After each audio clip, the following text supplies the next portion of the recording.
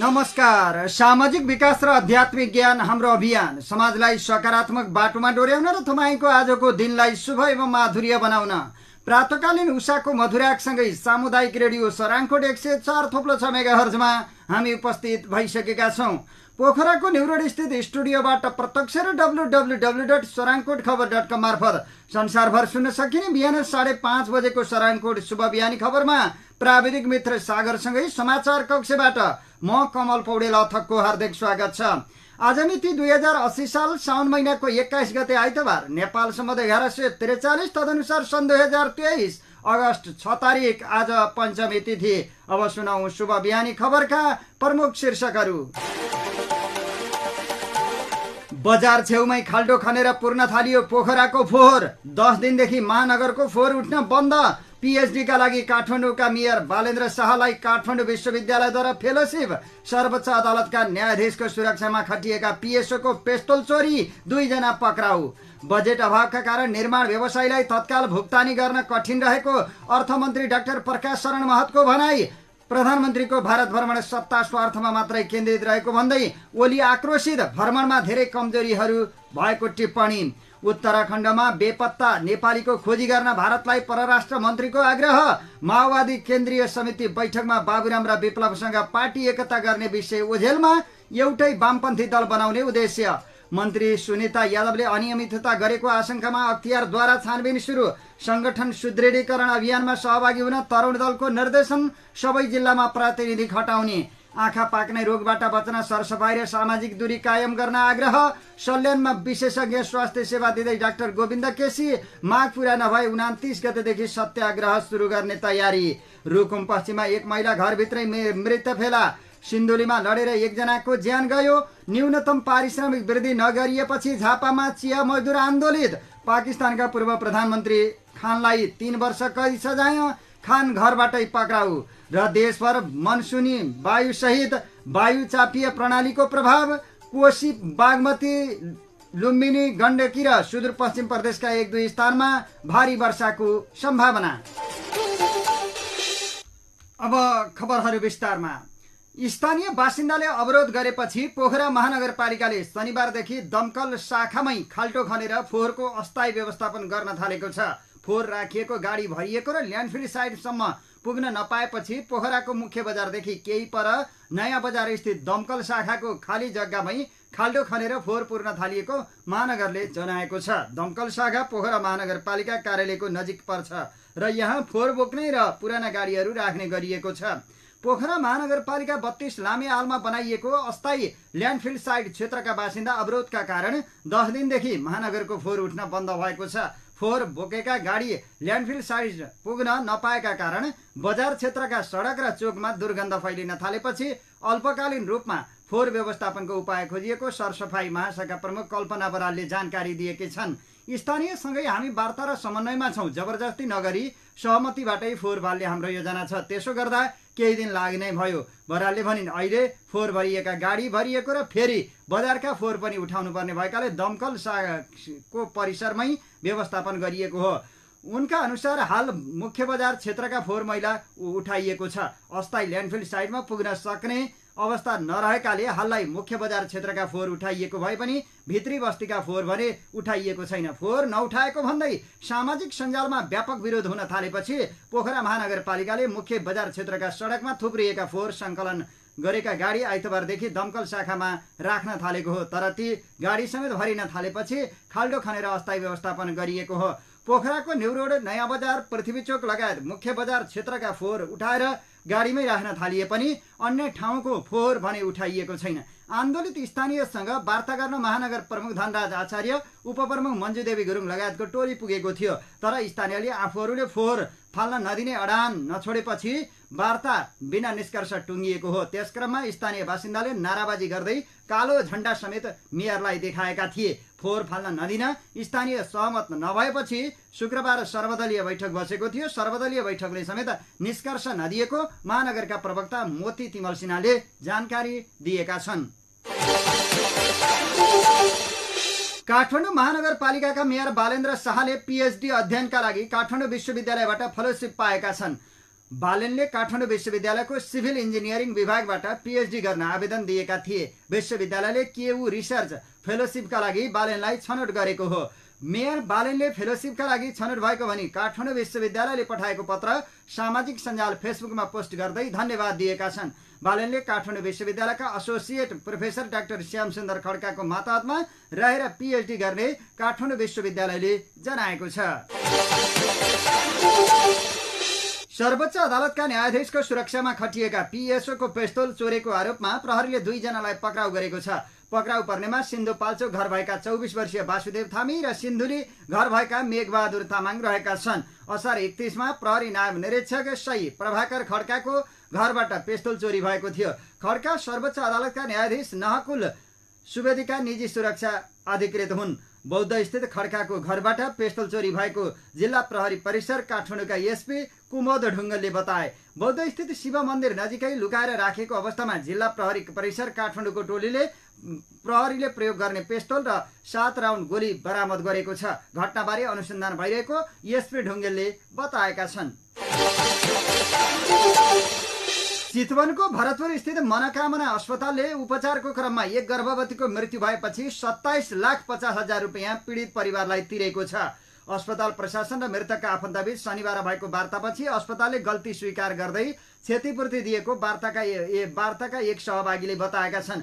भरतपुर महानगरपालिका वडा नम्बर 26 की 35 वर्षीय नवीना महतोको उपचारको क्रममा शुक्रबार राति मृत्यु भएको थियो। मृतकका पति मणिकलाल महतोका अनुसार गत बिहिबार उपचारका लागि ल्याइएकी नवीनालाई शुक्रबार राति 1 बजे अस्पतालले मृत घोषणा गरेको थियो। बच्चा जन्मिएपछि साल निकाल्दा अधिक रक्तस्राव भएको जानकारी गराएको पति मणिकलालले बताएका छन्। साल पाठेघरमा टाँसिएको भन्दै चिकित्सकले अधिक रक्तस्राव रोक्न नसकिएकाले पाठेघर नै फालेर बिरामी बचाउने प्रयास गरेको अस्पताल स्रोतको दाबी छ। पाठेघर निकालेपछि उनको शरीरको विभिन्न भागबाट रक्तस्राव बीआईसी भएर उनको मृत्यु भएको थियो। अस्पतालको लापरवाहीले मृत्यु भएको भन्दै आफन्त र छिमेकीले अस्पतालमा आन्दोलन गरेपछि दुवै पक्षबीच सहमति गरिएको थियो। मृतकका आफन्तले अस्पतालले गल्ती स्वीकार गर्नुपर्ने बताउँदै आएका थिए। सहमतिपछि अस्पतालले शनिबार नै 27,50,000 रुपियाँको चेक पीडित परिवारलाई हस्तान्तरण गरेको छ। अर्थमन्त्री डाक्टर प्रकाश शरण महतले बजेट अभावका कारण निर्माण व्यवसायीले गरेका कामको भुक्तानी गर्न कठिन रहेको बताएका छन्। शनिबार काठमाडौँमा नेपाल अडिटर्स एसोसिएसन अडानले आयोजना गरेको कार्यक्रममा उनले स्रोतको अभावका कारण निर्माण व्यवसायीको माग पूरा गर्न नसक्ने बताएका हुन्। आफूहरूले गरिसकेको कामको भुक्तानी नदिएको भन्दै निर्माण व्यवसायीहरूले सरकार विरुद्ध आन्दोलन गरिरहेका छन्।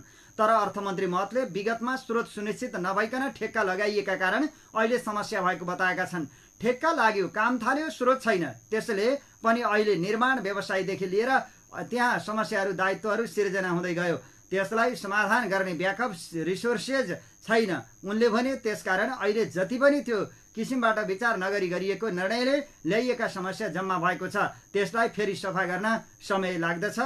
ढुकुटी छैन, अहिले भुक्तान गर्न सकिँदैन उनले भनेका छन्।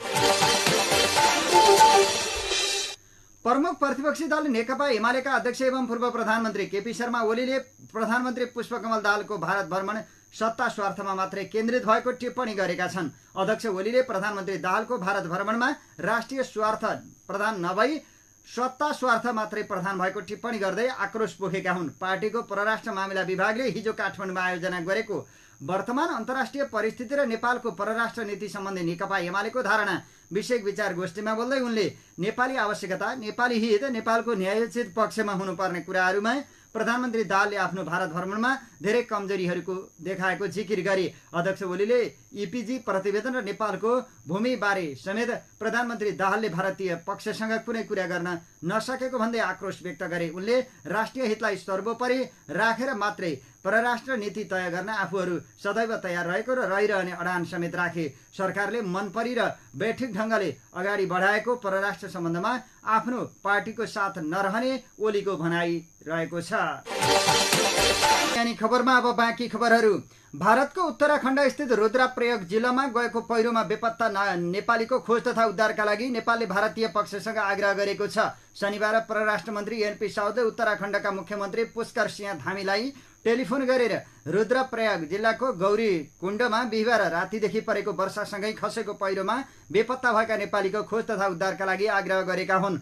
रुद्रप्रयागको गौरी कुण्डमा गएको पहिरोमा परि 19 जना बेपत्ता भएका छन्। भारतीय सञ्चार माध्यमहरूका अनुसार बेपत्ता मध्ये अधिकांश नेपाली रहेका छन्। मुख्यमन्त्री धामीले शनिबार बिहानैबाट बेपत्ताहरूको खोजीका लागि सुरक्षाकर्मी र अन्य निकायहरू खटाइएको परराष्ट्र मन्त्री साउदसँग बताएका छन्। धामीले रुद्रप्रयागको खराब मौसमका कारण आफ्नो गौरीकुण्ड जाने कार्यक्रम रद्द भए पनि बेपत्ताहरूको खोजीका लागि आफूले स्थानीय प्रशासनलाई निर्देशन दिइसकेको पनि बताएको परराष्ट्र मन्त्री साउदको सचिवालयले जनाएको छ। नेकपा माओवादी केन्द्रको राजधानीमा जारी केन्द्रीय कमिटी बैठकमा नेताहरूको आचरण, जीवनशैली र क्रियाकलापमाथि केन्द्रीय सदस्यहरूले गम्भीर प्रश्न उठाएका छन्। उपाध्यक्ष कृष्णबहादुर महरा र उपमहासचिव वर्षमान पुन लगायतका नेताहरूले अनुसन्धान प्रक्रियामा सघाउन उनीहरूले सुझाव दिएका हुन्। बैठकमा बोल्दै केन्द्रीय सदस्य लेखनाथ नेउपानेले आफू संलग्न रहेको छैन भने विज्ञप्ति जारी गरेर नहुने जिकिर गर्दै केन्द्रीय अनुसन्धान विभाग CIB-मा निवेदन दिनुपर्ने बताएका छन्। सुनकाण्डमा महरा लगायतका नेताहरूको नाम जोडिएका छन्। उहाँहरूले अब म निर्दोष छु भनेर पन्छिन पाउनुहुन्न। कम्तीमा उहाँले मलाई अनुसन्धानको घेरामा तानियो र ममाथि छानबिन होस् भनेर निवेदन दिनुपर्छ। उहाँहरूले म निर्दोष छु भनेर हुँदैन, निर्दोष वा होइन अनुसन्धान गर्ने निकायले भनिदिनुपर्छ। निर्दोष भए सफाई पाउनुपर्छ, नभए दण्डित हुनुपर्छ। यो बोझ पार्टीले बोक्न सक्दैन। दाहालले केन्द्रीय समिति बैठकमा भने पार्टीले नेताहरूलाई माफिया तस्करीसँग सम्बन्ध राख्न नभई जनताको राम्रो काम गर्न पठाएको उनको भनाइ छ। यसैगरी केन्द्रीय सदस्य हिमाल शर्मा, माधव सापकोटा, सरल सहयात्री पौडेल लगायत केन्द्रीय सदस्यहरूले नेताहरूको आचरण ठिक नहुँदा पार्टी निरन्तर बदनाम र कमजोर हुँदै गएको आरोप लगाए। शनिबार बैठकमा बोल्दै पौडेलले विचारलाई केन्द्रीकरण गर्ने र विधिलाई व्यवस्थित नगरेसम्म पार्टी रूपान्तरण नहुने जिकिर गरे। पार्टी रूपान्तरणका लागि पहिला नेतृत्व रूपान्तरण हुन जरुरी रहेको उनले धारणा राखे। नेताहरूले विधि र प्रक्रिया मात्र भनेर हुँदैन, त्यसअनुसार व्यवहारमा लागू गर्नुपर्दछ। नेतृत्व रूपान्तरण ठिक नभएसम्म पार्टी रूपान्तरण हुन सक्दैन। मङ्सिरमा विधान सम्मेलन गरी यी सबै विषयको हल खोजिनु पर्दछ उनले भनेका छन्। केन्द्रीय सदस्य सापकोटाले बैठकमा सुशासनको सम्बन्धमा गम्भीर छलफल भइरहेको बताए। नेताहरूको जीवनशैली, कार्यशैली र आम्दानीका स्रोतहरूमाथि पनि प्रश्न उठेको उनको भनाइ छ। अनुसन्धानको दायरामा ल्याउनु पर्ने गरी अहिलेसम्म कुनै उजुरी नआएको उनले बताए। यद्यपि सो प्रकरणमा संलग्न भएको प्रमाणित भएमा जोसुकै भए पनि कारबाही गर्ने प्रधानमन्त्रीले वचन दिएको उनको भनाइ छ। अहिलेसम्म हाम्रा कुनै नेता विरुद्ध पक्राउ पूर्ति जारी भएको छैन। मिडियाले समाचार बनाएको भरमा पक्राउ गर्ने कुरा भएन। प्रधानमन्त्रीज्यूले यो प्रकरणमा संलग्न रहेका प्रमाणित भए जोसुकै भए पनि छोडिदिन भनिसक्नु भएको छ। क्विन्टल सुन प्रकरणमा छानबिनको लागि सरकारलाई सबैले सहयोग गर्नु पर्दछ। नेकपा माओवादी केन्द्रको केन्द्रीय समिति बैठक बस्नु अघि नेपाल समाजवादी पार्टीका अध्यक्ष डाक्टर बाबुराम भट्टराईले छलफलका लागि एक पत्र पठाए। इमेल मार्फत पठाएको सो पत्रमा खाँचो अग्रगामी वैकल्पिक शक्तिको अग्रगामी वैकल्पिक राजनीतिका प्रमुख एजेन्डा के हुन्, अग्रगामी वैकल्पिक शक्तिको निर्माण कसरी, 3 खण्डमा समेटिएको दस्तावेज बैठकमा बहस र छलफल होस् र त्यसले एउटा निष्कर्ष निस्कियोस् भन्ने उनको अभिप्राय थियो। तर केन्द्रीय समितिको बैठकको तेस्रो दिनसम्म आइपुग्दा उक्त दस्तावेजको न अध्यक्ष प्रचण्डले उच्चारण गरे न त केन्द्रीय सदस्यहरूले बहस र छलफल गर्न उचित ठाने। त्यस्तै लामो गृहकार्य छलफल र बहसपछि असार 4 गते राजधानीको राष्ट्रिय सभागृहबाट माओवादी केन्द्र, एकीकृत समाजवादी, जनता समाजवादी, विप्लव नेतृत्वको नेकपा मिलेर समाजवादी मोर्चा गठन गरे। भविष्यमा एउटै वामपन्थी दल बनाउने उद्देश्यसहित घोषणा भएको उक्त कार्यक्रममा प्रचण्डले हौसिँदै केही समयमा माओवादी घटकबीच पार्टी एकता हुने जिकिर पनि गरे। हिजो नेकपा गठनका लागि मैले प्रस्तावको भूमिका खेले। निर्वाचनमा जनता र आम कार्यकर्ताको अपार समर्थन पाएर पनि त्यो पार्टी बचाउन सकेन उनले भनेका थिए। म अहिले कसैलाई दोष दिन चाहन्न। त्यति बेला हामीले पार्टी एकता नै गर्न हतारो गरेछौँ। अब त्यस्तो गल्ती दोहोरिँदैन। निकै सुझबुझका साथ वामपन्थी बीच एकता गर्छौँ। माओवादी सहित 4 दलको समाजवादी मोर्चा बन्दा समाजवादी मोर्चाका सूत्रधार बाबुराम नै हटाएनन्। यद्यपि 29 साउन 2079मा नेकपा माओवादी केन्द्रका अध्यक्ष पुष्पकमल दाहाल प्रचण्ड र नेपाल समाजवादी पार्टीका अध्यक्ष डाक्टर बाबुराम भट्टराई बीच एउटै चिन्ह र घोषणा पत्रबाट मङ्सिरमा हुने निर्वाचनमा भाग लिने सहमति भएको थियो। मध्य प्रदेशका तत्कालीन उद्योग, पर्यटन तथा वन मन्त्रालय माओवादी केन्द्रबाट मन्त्री बनेकी सुनिता यादव र मन्त्रालयका सहायक वन अधिकृत लालबाबु यादवले अनियमितता गरेको भन्दै अख्तियार दुरुपयोग अनुसन्धान आयोगले छानबिन सुरु गरेको छ। गत आर्थिक वर्षमा मन्त्री यादव र अधिकृत लालबाबु यादवले शंकास्पद तरिकाले मध्य प्रदेशका जिल्लाहरूका लागि सार्वजनिक भएको रेडबुकमा भएको आयोजनाहरूको रकम नियम विपरीत रकमान्तर गरी रकम अनियमितता गरेको आशंकामा आयोगले त्यसबारेमा छानबिन गरी 15 दिनभित्र आयोगलाई प्रतिवेदन बुझाउन मन्त्रालयलाई साउन 14 गते पत्र पठाएको छ। गत आर्थिक वर्षको रेडबुक मार्फत सार्वजनिक भएको पर्यटनतर्फको कार्यक्रममा करिब 42 करोड बराबरको योजना संशोधन गरी मन्त्री यादवले विभिन्न शीर्षकमा 263 वटा नयाँ योजनामा नियम विपरीत रकमान्तर गराएको आरोप लगाउँदै अख्तियारमा उजुरी परेको थियो। मन्त्रालयमा अनियमितता भएको भन्दै उजुरी परेपछि असार 10 गते सम्बन्धित मन्त्रालयबाट छानबिन प्रतिवेदन माग गरी त्यसमा यथाशीघ्र छानबिन गर्ने भनी अख्तियारले निर्णय गरेको पत्र मन्त्रालयलाई पठाइएको छ। मधेस सरकारले मन्त्रालयको नाम र मन्त्रालय हेरफेर गरेपछि अहिले वन तथा वातावरण मन्त्रालय छुट्टै रहेको छ। अहिले वन तथा वातावरण मन्त्री लोकसभाका रमेश प्रसाद कुर्मी रहेका छन्। सुनिता यादव भने अहिले उद्योग वाणिज्य तथा पर्यटन मन्त्री रहेकी छन्। नेपाली कांग्रेसको भातृ संस्था तरुण दलले पार्टीले सुरु गरेको संगठन सुदृढीकरण अभियानमा सहभागी हुन दलका नेता तथा कार्यकर्तालाई निर्देशन दिएको छ। दलका अध्यक्ष विद्वान गुरुङले एक विज्ञप्ति जारी गरी हिजोदेखि साउन 30 गतेसम्म हुन लागेको पार्टीको संगठन सुदृढीकरण अभियानमा सहभागी भएर कांग्रेस र लोकतन्त्रलाई बलियो बनाउने अभियानमा सहभागी हुन निर्देशन दिएका हुन्। कांग्रेस केन्द्रीय समितिको निर्णयअनुसार हिजोदेखि 10 दिनसम्म 77 वटै जिल्लामा हुन लागेको शुद्धिकरण अभियानमा खटिएका पार्टीका केन्द्रीय प्रतिनिधि, जिल्ला कार्य समितिका पदाधिकारी एवं सदस्यसँग समन्वय गरी अभियानमा सक्रिय सहभागिता जनाउन आग्रह गरिन्छ। अध्यक्ष गुरुङद्वारा जारी विज्ञप्तिमा भनिएको छ। तरुण दलले यस अभियानका लागि सबै जिल्लामा आफ्ना प्रतिनिधि पठाउने उनले बताएका छन्। शुभ बिहानी खबरमा अब बाँकी खबरहरू। भूमि व्यवस्था, सहकारी तथा गरिबी निवारण मन्त्री रञ्जिता चौधरीले सहकारी सम्बन्धी समस्या समाधान गर्नका लागि लामो समयदेखि निष्क्रिय रहेको कार्यविधि तथा ऐन कार्यान्वयनमा लैजाने निर्देशन दिएकी छन्।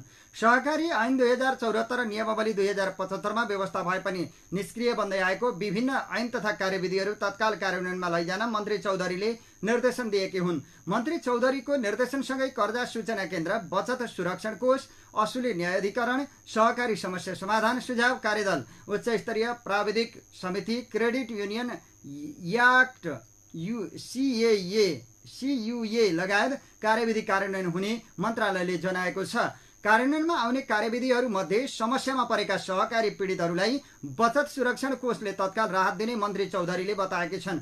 बचत सुरक्षण कोष भनेको यदि कुनै बचतकर्ताको रकम सहकारीमा डुबेको छ, उसले सहकारी मार्फत फिर्ता पाउन सकेनन् भने यस कोष मार्फत सरकारले उपलब्ध गराउनेछ र सहकारीबाट सरकारले लिनेछ, मन्त्री चौधरीले भनिन्। अर्थ मन्त्रालयको सहमति लिएर उक्त कार्यविधिहरू कार्यान्वयनका लागि मन्त्री परिषदमा पेश गर्ने चरणमा रहेको मन्त्रालयले जनाएको छ। आगामी 2 महिनाभित्रै आवश्यक सम्पूर्ण आन्तरिक तयारी पूरा गरेर सहकारी पीडितहरूलाई सरकारले नै पाउनुपर्ने रकम उपलब्ध गराउने मन्त्री चौधरीले बताएकी छन्। अन्य कार्यविधिहरू भने सहकारी पीडितहरूको दीर्घकालीन समस्या समाधानका लागि अति उपयोगी रहने उनको तर्क छ। अहिले हामीले कार्यान्वयनमा लैजान ऐनका लागेका ऐन तथा कार्यविधिहरूका कारण सहकारीमा हुने समस्या र त्यसबाट पीडित हुने सम्भावनाको निर्मूल हुने कुरामा हामी विश्वस्त छौँ। यही कुरामा ढुक्क भएर नै सहकारी पीडितहरूले लामो समयदेखि जारी राखिरहनु भएको आन्दोलन स्थगित गर्नुभएको छ, मन्त्री चौधरीले भनिन्। माइती घरमा करिब 2 महिनादेखि आन्दोलनमा रहेका सहकारी पीडितले बिहिबारदेखि आन्दोलन स्थगित गरेका छन्। नेकपा माओवादी केन्द्रका 2 उपमहासचिव वर्षमान पुन र जनार्दन शर्माले पार्टी अध्यक्ष पुष्पकमल दाहाल प्रचण्डप्रति आफ्नो असन्तुष्टि केन्द्रीय समितिमै राखेका छन्। साथै पार्टी विधिसम्मत रूपमा चलाए कार्यकर्ताबाटै चुनिएर उत्तराधिकारीका रूपमा आउने सन्देश दिएका छन्। एक अर्काका प्रतिस्पर्धी मानिएका पुन र शर्मामाथि पार्टीभित्र गुट सञ्चालन गरेको र अध्यक्ष प्रचण्डलाई असहयोग गरेको आरोप खेप्दै आएका छन्। 4 दिनदेखि चलिरहेको केन्द्रीय समितिमा शनिबार बोलेका दुई नेताले भने आफूप्रति बढ्दै गएको पार्टी पंक्तिको संशयलाई प्रचण्डतर्फ सोध्याएका छन्। पुनः 2078 मा भएको पार्टीको 8औं महाधिवेशनमा दुवै नेता महासचिवका आकांक्षी थिए। दुवै मध्ये एक रोज्न नसकेका प्रचण्डले करिब 6 महिनापछि देव गुरुङलाई महासचिव बनाएका थिए। अहिले फेरि नेपाल कम्युनिस्ट पार्टीको नेतृत्व गरिरहेका नेत्रविक्रम चन्द विप्लवलाई ल्याएर महासचिव बनाउने चर्चा थियो। माओवादीमा प्रचण्डको उत्तराधिकारी बन्ने आकांक्षा राख्दै आएका पुन र शर्मा दुवै यसप्रति सन्तुष्ट छैनन्। उनीहरूले आफ्नो असहमति केन्द्रीय समितिमै राखेका छन्। हामी तपाईँकै हौं, 2 जना मध्ये महासचिव जसलाई बनाए पनि हामीलाई मान्ने हुन्छ भनेर अनुरोध गर्दा पनि नयाँ प्रस्ताव अघि सारिन्छ। प्राय खरो शैलीमा प्रस्तुत हुने उपमहासचिव शर्माले बैठकमा भनेका छन्, सोही प्रस्तावलाई सहज रूपमा स्वीकार गर्दा पनि अनेकन प्रचारबाजी गरिन्छ। अनि के गर्ने? पार्टीभित्र समूहहरू रहेको स्वीकार गरेका उपमहासचिव शर्माले त्यसको व्यवस्थापनका लागि प्रचण्डले भूमिका खेल्नुपर्ने बताए भने पुनले विधि निर्माणको प्रसङ्ग उठाए। उनीहरूले आफूमाथि लागिरहेको आरोपलाई चिर्न मूल नेतृत्वको कार्यशैलीकै कमजोरी रहेको पुष्टि गर्ने प्रयास गरे। पार्टीभित्र फरक लाइन नभए पनि अविश्वासको मात्रा बढेको छ।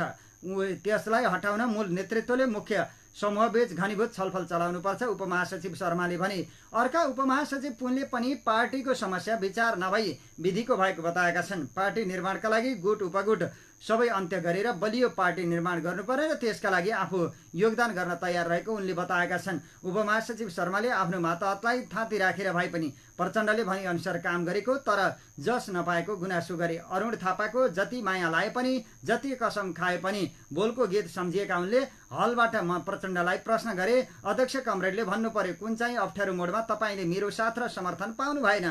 सधैँ अरूलाई मात्रै भन्ने तर आफू कति पनि सच्चिन तयार नहुने प्रवृत्तिले समस्याको समाधान नहुने शर्माले बताए। यसो भनेर उनले पार्टीभित्र होस् वा बाहिर विद्यमान पक्षहरूबीच खेलेर आफ्नो रणनीति कार्यान्वयन गर्ने नेताका रूपमा चिनिएका प्रचण्डमै समस्या रहेको सन्देश दिएका छन्। शर्मा र पुन दुवैको स्पष्ट सङ्केत तत्काल प्रचण्डको विकल्प नखोज्ने तर उत्तराधिकारी नछोड्ने रहेको छ। कम्युनिस्ट पार्टीमा अध्यक्षपछिको महत्त्वपूर्ण र शक्तिशाली पद महासचिव मानिन्छ र दुवै पहिलेदेखि नै यो पदका लागि प्रतिस्पर्धामा छन्। उपमहासचिव पुनले प्रष्ट शब्दमा भने, अहिले कसैले अध्यक्षको विकल्प खोजेको छैन। अध्यक्षलाई सम्पूर्ण रूपले सहयोग गरेर जान म तयार छु, तर उत्तराधिकारी तयार पार्न विधिको विकास गरेर जाउँ। पार्टीमा देखिएका समस्याको हल आगामी विधान सम्मेलनबाट गर्नुपर्ने भन्दै पार्टी पुनर्निर्माणको ऐतिहासिक सम्भावना रहेको पनि उनले बताए। अर्का उपमहासचिव शर्माले नेतृत्व चयनका लागि आन्तरिक निर्वाचनको प्रणालीबाट पार्टी चल्नुपर्ने बताए। पार्टीमा विज्ञापन खुल्ने तर परीक्षा नहुने, भर्ती हुने तर अवकाश नहुने परिस्थिति विद्यमान रहेको भन्दै उनले आन्तरिक प्रतिस्पर्धा मार्फत नेतृत्व चयनको प्रक्रियालाई अगाडि बढाउनुपर्ने धारणा राखे। युवाहरूलाई नीति निर्माणको तहमा ल्याउन समस्या भएको छ। उनले भने पार्टीलाई विधिसम्म चलाउन विधान नमिच्ने सङ्कल्प गर्नुपर्दछ। नेतृत्व चयनका लागि पार्टीभित्र मनोनयनको सट्टा निर्वाचनको प्रक्रिया प्रारम्भ गर्नुपर्दछ। समावेशी प्रतिनिधित्वको लागि सम्बन्धित क्लस्टरमा निर्वाचन गर्नुपर्दछ। उनले अहिलेको पदाधिकारी र स्थायी समितिबाट कम्तीमा 1/3ले विभागीय काम र सल्लाहकारको जिम्मेवारी लिन तयार हुनुपर्ने धारणा अगाडि सारेका छन्। बिहानी खबरमा अब बाँकी खबरहरू। नेपालमा संगठित रूपमा भइरहेको सुन तस्करीको सूचना राजस्व अनुसन्धान विभागले 5 महिना अगाडि नै पाएको तर कारबाही नगरेको खुलासा भएको छ। 1 क्विन्टल सुन तस्करी प्रकरणमा खुलेका प्रमाण र उतिबेला विभागमा प्राप्त सूचनालाई केलाएर हेर्दा सुन तस्करीमा संलग्नहरूबारे बेलैमा सूचना पाएर पनि विभागको हेलचक्र्याइका कारण तस्कर समूहले ठूलो परिमाणमा सुन तस्करी गर्न सफल भएको विभागले बताएको छ। सुन तस्करीको प्रकृति र तस्करी पोइन्टबारे विभागमा रूपान्तरण तारन्तार सुराकी आउँदा विभागको नेतृत्वमा सहसचिव नारायण प्रसाद सापकोटा रहेका थिए। सुनबारे प्राप्त सूचनालाई व्यवस्था गरेर विभागलाई नै निष्क्रिय बनाएपछि सो सूचना प्रधानमन्त्रीसम्म पुगेको स्रोतले बताएको छ। खानेपानी तान्ने मोटर, मिक्सचर, पावर सर्किट लगायत विद्युतीय उपकरणमा राखेर त्रिभुवन विमानस्थल भन्सारबाट सुन भित्रिन्छ भन्ने सूचना विभागमा थियो। एक अधिकारी भन्छन्, कैयौं पटक हामीले यसबारे विभाग नेतृत्वलाई जानकारी पनि गराएका थियौं तर त्यो बेला विभाग प्यारालाइज्ड जस्तै थियो। सुन तस्करी हुन सक्ने पानीको मोटर सहित विभागमा प्राप्त सूचनाको खोज तलास नहुनु र 2 साउनमा बरामद भएको 1 क्विन्टल सुन तस्करी केलाउँदै जाँदा बरामद भएको प्रमाणले त्यसलाई पुष्टि गरेको विभागले जनाएको छ। साउन 13 गते टोखामा विभागले चलाएको अपरेसनमा फेला परेको उपकरणले यसलाई पुष्टि गरेको विभागका अधिकारीहरूले दाबी गरेका छन्। विभागलाई जुन खालमा मोटर र विद्युतीय उपकरणमा सुन आइरहेको छ भनिएको थियो ती सबै उपकरण टोखामा सुन झिकिएको अवस्थामा फेला परेको छ। ती अधिकारीले भने विभागले टोखाको सुन गाल्ने फ्याक्ट्रीको मुचुल्का शुक्रबार बनाएको छ। प्रारम्भिक रूपमा खोलिएका आधा दर्जन बढी बाकसमा फेला परेका विद्युतीय पानी तान्ने मोटर र अन्य उपकरण खोक्रा भेटिएका छन्। सुन गाल्ने, सुनका बिस्कुट बनाउनेदेखि विमानस्थल भन्सार भएर आयात भएका सयौं बाक्सा सामान भेटिएपछि आफ्नो कार्यालयमा भएको सूचनासँग मेल खाएको विभागको भनाइ छ। ती अधिकृतका अनुसार नेपालमा सुन आयातको कोटा घटाइँदा पनि बजारमा माग धानिरहेको र नेपाल भारत सीमामा नेपाली रुपैयाँ अवमूल्यन हुनुमा पनि सुन तस्करीको कनेक्सन रहेको भन्दै विभागमा उजुरी आएको थियो। प्रधानमन्त्री सम्मै उजुरी पछि 2023 माघमा विभागको नेतृत्व गरेका सापकोटालाई हटाएर 12 असारमा प्रधानमन्त्रीले नवराज ढुङ्गानालाई विभागको नेतृत्वमा पठाएका थिए। ढुङ्गानाले कार्यभार सम्हालेको 19औं दिनमा विमानस्थलमा 100 किलो सुन बरामद भएको थियो। विभागलाई विभिन्न प्रकृतिमा सुन भित्रिएको सँगै नेपालमा विद्युतीय चुरोट भेपको अस्वाभाविक आयातको पनि सूचना पुगेको थियो। विमानस्थल भन्सार र तातोपानी भन्सार भएर भारततर्फ त्यस्ता भेप लगिने गरेको भन्दै सूचना आएको थियो। तर राजस्वले एकपटक सामान्य अपरेसन गरेर त्यसलाई टुङ्ग्याएको अधिकारीहरूले बताएका छन्। फागुन 2079 को अन्तिम साता नेपालको भैरवा भन्सार नाका आसपास हुँदै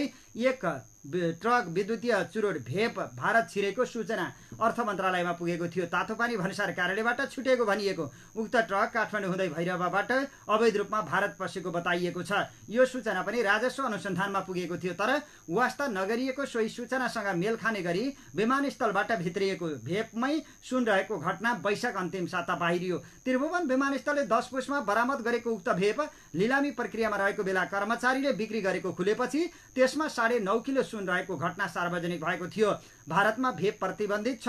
त्यहाँको केन्द्रीय राजस्व छुवावट निकाय डिपार्टमेन्ट अफ रेभिन्यूले गत वर्ष मात्रै 1 अर्ब 34 करोड भारूभन्दा धेरैको यस्ता अवैध विद्युतीय चुरोट भेप बरामद गरेको थियो। अहिले भइरहेको 1 क्विन्टल सुन तस्करीमा पनि भेपमा ल्याइएको विमानस्थलमा भेटिएको सुनको कनेक्सन देखिएको छ। तर विभागका तत्कालीन प्रमुख नारायण प्रसाद सापकोटाले भने भेपको सूचना मात्रै विभागमा आएको र एकपटक नमुना ल्याएर परीक्षण गर्दा सुन नभेटिएको बताए। उनले अन्य उपायबाट सुन तस्करी भएको भन्ने कुनै सूचना आफूले नसुनेको पनि दाबी गरे। विद्युतीय सामग्रीमा सुन आएको भन्ने सूचना भएको मलाई जानकारीमा थिएन। सापकोटाले भने विमानस्थलमै बसेर सुनको अपरेसन गर्ने म यस्तो सूचना भएको भए जसरी पनि सुन पहिल्यै छाड्थे। सुन प्रकरणमा अहिले भएको अनुसन्धान ठिक रहेको भन्दै उनले यसलाई जोडेर विगतमा हेर्न नहुने पनि बताएका छन्। तर त्यसबीचमा बरामद भएको भेप 1 क्विन्टल बरामद भएको सुन आयात गर्ने रेडी ट्रेडर्सको स्थापना र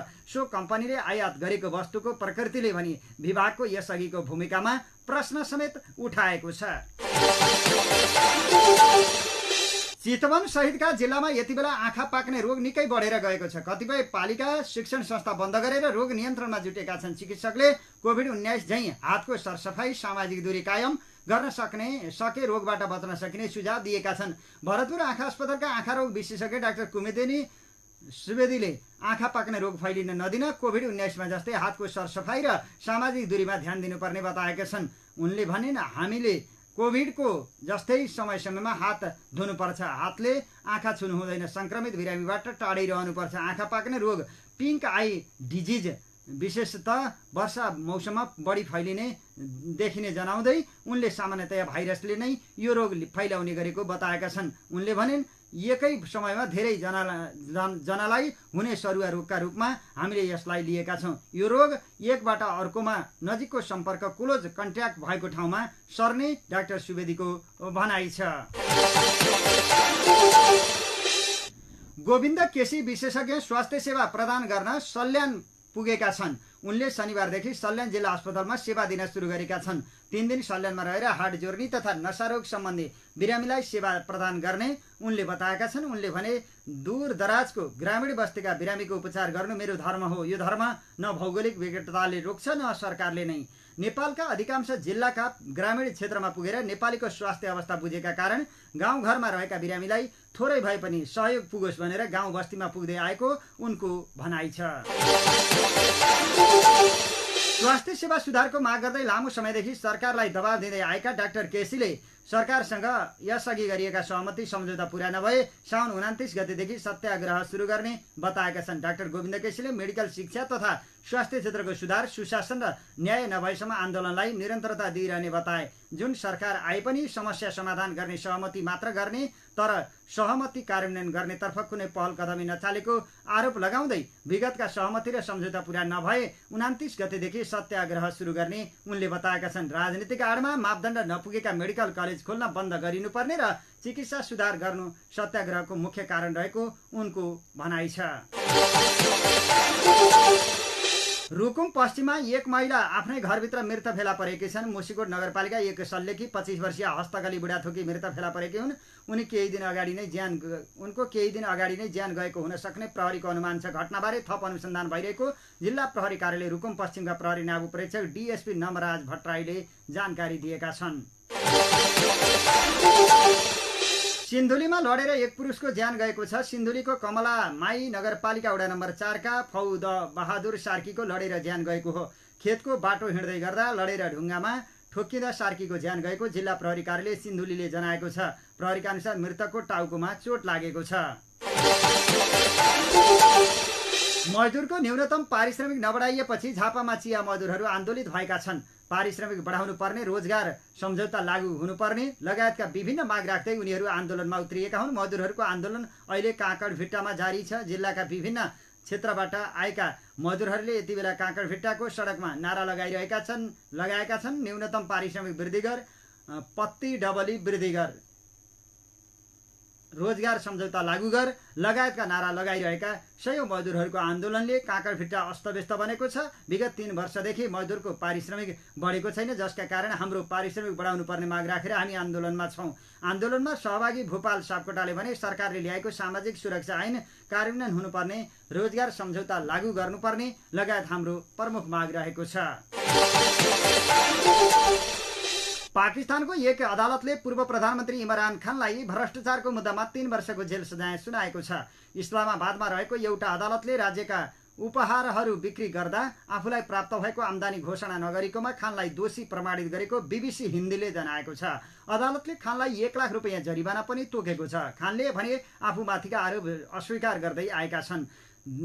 12 बजेपछि तोसाखाना मामिलाको सुनवाई तेस्रो पटक भएको हो। त्यसमा इमरान खानका वकिल अनुपस्थित रहेका थिए। अदालतले खानका वकिललाई 12 बजेसम्म उपस्थित हुन समय दिएको थियो। त्यसपछि अदालतले आफ्नो निर्णय सुनाएको बीबीसी हिन्दीले जनाएको छ। न्यायाधीशले खानलाई तत्काल पक्राउ गर्न आदेश दिएका छन्। खानका वकिल इन्तजार हुसैनले पूर्व प्रधानमन्त्री खान उनको लाहोरमा रहेको घरबाट पक्राउ परिसकेको बताएको रोयटर्सले जनाएको छ। खानको समूहले निर्णय विरुद्ध पुनरावेदन गर्ने जनाएको छ। सराङकोट खबरको अन्त्यमा अब मौसम। नेपालमा मनसुनी वायुको प्रभावका साथै भारतको मध्य प्रदेश आसपास रहेको न्यूनचापीय प्रणालीको आंशिक प्रभाव रहेको छ। मनसुनको न्यूनचापीय रेखा पश्चिमतिर सरदर स्थानभन्दा उत्तर र पूर्वतिर सरदर स्थानभन्दा दक्षिणतिर अवस्थित रहेको छ। देशभर सामान्यदेखि पूर्ण बदली रहनेछ। बागमती, गण्डकी, लुम्बिनी र सुदूर पश्चिम प्रदेशका केही र बाँकी प्रदेशका थोरै स्थानहरूमा हल्कादेखि मध्यम वर्षाको सम्भावना रहेको छ। कोशी, बागमती, गण्डकी, लुम्बिनी र सुदूर पश्चिम प्रदेशका 1-2 स्थानमा मेघ गर्जन, चट्याङ सहित भारी वर्षाको समेत सम्भावना रहेको छ। सराङकोट शुभ बिहानी खबरको अन्त्यमा प्रमुख खबरका शीर्षकहरू फेरि एकपटक। बजार छेउमै खाल्डो खनेर पुर्न थालियो पोखराको फोहोर। 10 दिनदेखि महानगरको फोहोर उठ्न बन्द।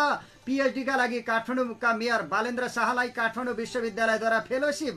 गर्भवतीको मृत्यु भएपछि चितवनको मग्न मनोकामना अस्पतालले तिर्यो 27,50,000 रुपैयाँ क्षतिपूर्ति। सर्वोच्च अदालतका न्यायाधीशको सुरक्षामा खटिएका पीएसओको पेस्तोल चोरी, 2 जना पक्राउ। बजेट अभावका कारण निर्माण व्यवसायीलाई तत्काल भुक्तानी गर्न कठिन रहेको अर्थमन्त्री महतको भनाई। प्रधानमन्त्रीको भारत भ्रमण सत्ता स्वार्थमा मात्रै केन्द्रित रहेको भन्दै ओली आक्रोशित। भ्रमणमा धेरै कमजोरीहरू देखाएको टिप्पणी। उत्तराखण्डमा बेपत्ता नेपालीको खोजी गर्न भारतलाई परराष्ट्र मन्त्रीको आग्रह। माओवादी केन्द्रीय समिति बैठकमा बाबुराम र विप्लवसँग पार्टी एकता गर्ने विषय ओझेलमा। एउटै वामपन्थी दल बनाउने उद्देश्य। मन्त्री सुनिता यादवले अनियमितता गरेको आशंकामा अख्तियारद्वारा छानबिन सुरु। संगठन सुदृढीकरण अभियानमा सहभागी हुन तरुण दलको निर्देशन। सबै जिल्लामा प्रतिनिधि पठाइने। आँखा पाक्ने रोगबाट बच्न सरसफाई र सामाजिक दूरी कायम गर्न आग्रह। सल्यानमा विशेषज्ञ स्वास्थ्य सेवा दिँदै डाक्टर गोविन्द केसी। माग पूरा नभए 29 गतेदेखि सत्याग्रह सुरु गरिने। न्यूनतम पारिश्रमिक वृद्धि नगरिएपछि झापामा चिया मजदुर आन्दोलित। पाकिस्तानका पूर्व प्रधानमन्त्री खानलाई 3 वर्ष कैद सजाय। खान लाहोर स्थित आफ्नै घरबाटै पक्राउ। र देशभर मनसुनी वायुसहित न्यून चापीय प्रणालीको प्रभाव। कोशी, गण्डकी, बागमती, लुम्बिनी र सुदूरपश्चिम प्रदेशका 1-2 स्थानमा भारी वर्षाको सम्भावना। हवस् त अहिलेलाई स्वराङ्कोट शुभ बिहानी खबरहरूको क्रम यही सकिएको छ। अबको केही बेरमा नेपाली बहस लिएर उपस्थित हुने नै छौँ। तबसम्मको लागि प्राविधिक मित्र सागरसँगै समाचार कक्षबाट म कमल पौडेल अथक बिदा चाहन्छु। नमस्कार, शुभ दिन।